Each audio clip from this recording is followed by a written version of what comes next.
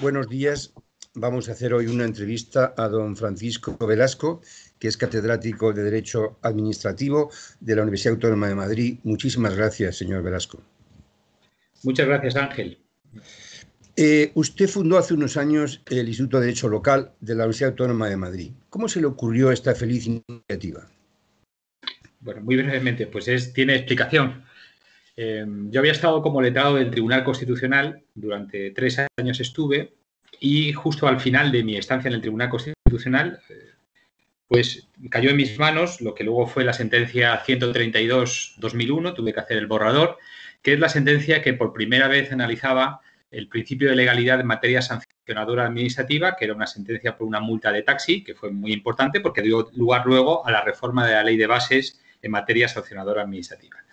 Entonces, a través de elaborar el borrador de aquella sentencia, pues una de las cosas que me di cuenta es de que había bastantes cosas en el derecho local que no estaban bien conectadas con el sistema constitucional general, que eran tradicionales, pero que no estaban conectadas con este nuevo derecho. Y entonces, pues bueno, pues a la salida dije, bueno, pues yo creo que aquí hay algo que hacer y podemos hacerlo creando un instituto. Entonces, pues me junté con 2 amigos de siempre, que son Chema Rodríguez Santiago y catedrático también de Derecho Administrativo de la Autónoma, y otro compañero que desgraciadamente ya falleció, Juanma Barquero, y dijimos, bueno, vamos a hacer un instituto y, bueno, con un poco de ingenuidad, pues hicimos un instituto y, bueno, se aprobó por decreto de la Comunidad de Madrid, que es como se aprueban los institutos. Fue el último decreto firmado por el Consejo de Gobierno de entonces presidente de la Comunidad de Madrid, Alberto Ruiz Gallardón.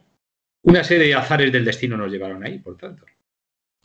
Muy bien. Usted ha trabajado entonces en derecho local en numerosos asuntos, ha trabajado diciendo el libro del sistema de fuentes, en más publicaciones, etcétera. ¿Cómo ve usted actualmente el derecho local en España? Bueno, el derecho local en España, pues yo diría que sigue teniendo un problema fundamental, y es que el espacio normativo propio del derecho local, es decir, el derecho que configura cada entidad local, está muy capturado por niveles superiores de gobierno. Sigue habiendo una legislación estatal y autonómica que legisla para las entidades locales y sigue haciéndolo sin una perspectiva propiamente local. Se está viendo en todos los ámbitos, incluso en el más reciente de la reconstrucción económica después de la COVID, se ve cómo no está a la vista la realidad de las entidades locales. Esa es una parte del problema, y es que se legisla para los ayuntamientos o diputaciones sin pensar en ellas, sin conocer su realidad. Y segunda, que las entidades locales, fundamentalmente ayuntamientos, tampoco son conscientes de que tienen poder normativo, y esto es importante también. Y es que hay una cierta tendencia a que ayuntamientos, incluso ayuntamientos con gran capacidad técnica, hay grandes ayuntamientos, no se den cuenta de que entre la aplicación o entre la práctica, entre las políticas públicas concretas y la ley, hay un espacio intermedio que es el de la ordenanza, que es el que tiene que generar seguridad jurídica, y es un espacio que está definido para ser ocupado justamente por los ayuntamientos, y no lo utilizan, Y muchas veces muchos problemas vienen de no utilización de ese espacio. Por tanto, el derecho local tiene problemas estructurales por los dos lados, porque quien legisla lo hace sin saber o sin tener acceso a la realidad específica de las entidades locales, y porque las propias entidades locales no se han hecho mayores, no se han dado cuenta de que tienen que también conformar el derecho que les es aplicable a ellas. Muy bien. Este problema que usted acaba de tocar, ¿qué solución tendría a nivel normativo mediante una reforma de la legislación básica de régimen local, a través de las leyes autonómicas de desarrollo? ¿Qué opina usted? Bueno, yo creo que cogiendo toda la escala del sistema de fuentes, yo diría, en primer lugar, el Estado tiene que asumir que los títulos competenciales básicos son básicos, no son lo que cada uno quiera hacer en cada momento. No hay cultura de legislación básica, la ha habido en algunos momentos de nuestra historia, pero hay muy poca cultura de legislación básica, y hay una cierta tendencia en los ministerios a que cuando se pone en marcha una iniciativa legislativa es hasta donde me dejen llegar, ¿no? Y eso falta cultura, digamos, que es cultura federal. Hay que saber que lo básico es lo básico, y por tanto hay que retranquear un poco la línea de la legislación del Estado. Las comunidades autónomas tienen que hacer el mismo esfuerzo, es decir, tienen que ocupar el espacio más allá de lo básico, pero tienen que darse cuenta de que cuando estamos hablando del ámbito local, ahí hay mucho poder de decisión en el propio ámbito de los ayuntamientos. Por tanto, hay una primera cuestión de de cultura de legalidad y es qué es lo que le corresponde hacer cada uno. Y luego hay algunas técnicas que yo creo que en el futuro van a tener mucho recorrido y hace poco incluso lo veía en relación con una ley que es secundaria, pero que tiene importancia desde el punto de vista de técnica normativa, que es una ley recientemente que se ha aprobado en la Comunidad de Madrid que es la que ha pasado del régimen de licencias previas urbanísticas a un régimen general de declaraciones responsables en materia de urbanismo, que ya tienen otras muchas comunidades autónomas.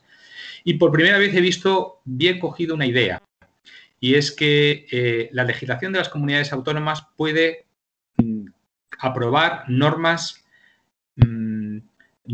supletorias para el ámbito local. Esto es una buena técnica legislativa, que no puede funcionar en las relaciones Estado-comunidades autónomas porque está prohibida la legislación meramente supletoria, pero en el ámbito de relaciones entre Estado o comunidad autónoma y ayuntamiento sí funciona, de manera que la ley puede regular un sistema procedimental, por ejemplo, de disciplina urbanística, que es desplazable por ordenanza de cada municipio. Por tanto, un sistema que es para aquellos ayuntamientos que no tengan o no quieran, que no tengan capacidad técnica o no quieran regular en ese sentido. De manera que garantizamos la seguridad jurídica porque hay una regulación supletoria y garantizamos la autonomía local porque hay capacidad de desplazar esa regulación supletoria general por ordenanza de cada entidad local. Creo que eso es una buena seña de futuro.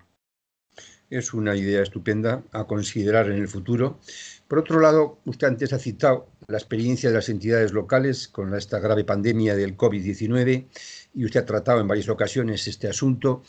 ¿Qué conclusión saca usted del papel de las entidades locales en esta pandemia?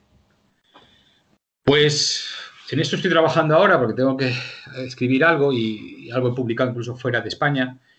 Pues mi percepción ahora, con un poco de distancia, mi percepción de todo esto ahora es que las entidades locales han sido muy importantes en el tratamiento, en la capacidad de respuesta estatal contra la pandemia y, sin embargo, han sido maltratadas en este proceso. Con mucha alegría, pues enseguida se han adoptado medidas cuya ejecución se presuponía que es local, fundamentalmente a través de las medidas prohibitivas de reuniones, de cierre de locales, etcétera, etcétera. Y ahí quien ha sido fundamental en la mayoría de las comunidades autónomas, las que no tienen sobre todo policía propia, autonómica propia, quien ha sido fundamental en el cumplimiento del estado de alarma, por ejemplo, o otras medidas de emergencia por el estado de alarma, han sido los ayuntamientos y han sido a través de sus cuerpos de policía local. Y sin embargo, se ha dado por obvio que esto era que ahí tenían que estar los cuerpos de policía local en primer tiempo de saludo a las órdenes de lo que fuera dictándose por las comunidades autónomas sobre el Estado, sobre todo cuando el gobierno actuaba en estado de alarma. Bueno, esto quizá merece una revisión, ¿eh? Es decir, los ayuntamientos no son solamente la parte ejecutiva de todo esto, sino que hay muchas modalizaciones que se tienen que hacer en escala local. Por tanto, ha funcionado un cierto centralismo tanto estatal como autonómico, pensando que los ayuntamientos aquí tenían poco que decir por sí y lo que tenían era, sobre todo, que colaborar de una manera diligente y subordinada a las instrucciones que les dieran los gobiernos autonómicos o el gobierno estatal. Muy bien.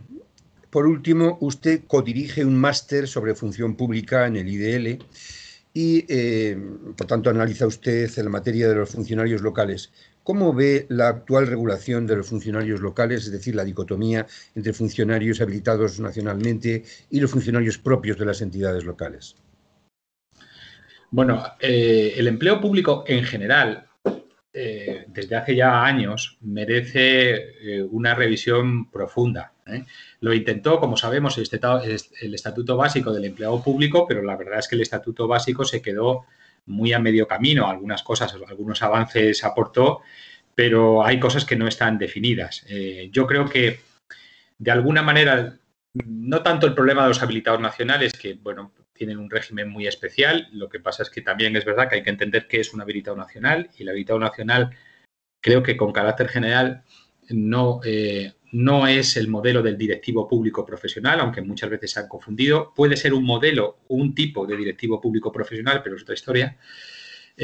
A donde voy es que seguimos jugando con una distinción que cada vez tiene menos recorrido y da más problemas, que es la distinción entre funcionarios y laborales, que intentó hacerse confluir en el Estatuto Básico, pero en realidad no se consiguió. Y esto cada vez tiene menos sentido. Yo creo que, por un lado, la función pública tiene que ser un poco distinta. La función pública tiene que mantener ciertas señas de identidad, como son fundamentalmente la estabilidad, para dar continuidad a los servicios, pero tiene que tener muchísima más agilidad en el funcionamiento, es decir, todas esas ideas que son residuales en realidad en la estructura del Estatuto Básico del Empleado Público, que son la disponibilidad de los funcionarios para cumplir distintas tareas, pues ahora mismo está totalmente agarrotado eso por estructuras rígidas, como son las relaciones de puestos de trabajo, donde las hay, los catálogos, etcétera. Y por otro lado, el personal laboral, pues la verdad es que no ha... La idea propia del personal laboral en la administración, que sabemos que en el ámbito municipal es mayoritario el personal laboral, pues tampoco ha cumplido la función para la que estaba diseñada, y es justamente tener más agilidad en el cambio de tareas. Yo creo que al final pues no ha cumplido esa función, y yo creo que hay que intentar ir hacia un modelo único, incluso de personal local, que tenga lo mejor que pueda tener la función pública, y es la estabilidad y, por tanto, la continuidad de los servicios, y lo mejor que pudiera tener, que no ha funcionado aquí, el personal laboral, que es justamente la agilidad, la adaptación a las distintas funciones que se necesitan. Hay que ir prescindiendo de sistemas muy rígidos. Y luego podríamos seguir hablando también en cuestión de qué es lo importante en empleo público. Yo creo que también otro de los problemas que yo creo que ya hay que ir superando es la idea de que lo importante es el acceso y no la tarea, y lo importante y también el peso que tienen los cuerpos dentro del empleo público. Yo creo que estas son ideas un poco ya desfasadas, y hay que ir a ideas de un acceso más enfocado a capacidades y menos a conocimientos técnicos, y luego un sistema de formación continua que asegure que funcionarios con una larguísima trayectoria de servicio público a lo largo de carreras, que pueden ser perfectamente de 40 y 50 años, se asegure que van obteniendo la formación adecuada para las necesidades, para las tareas de cada momento. El acceso, tal y como lo tenemos configurado ahora, vale para muy poco. Muy bien, pues muchas gracias por todo, señor Velasco. Pues muchas gracias a ti, Ángel.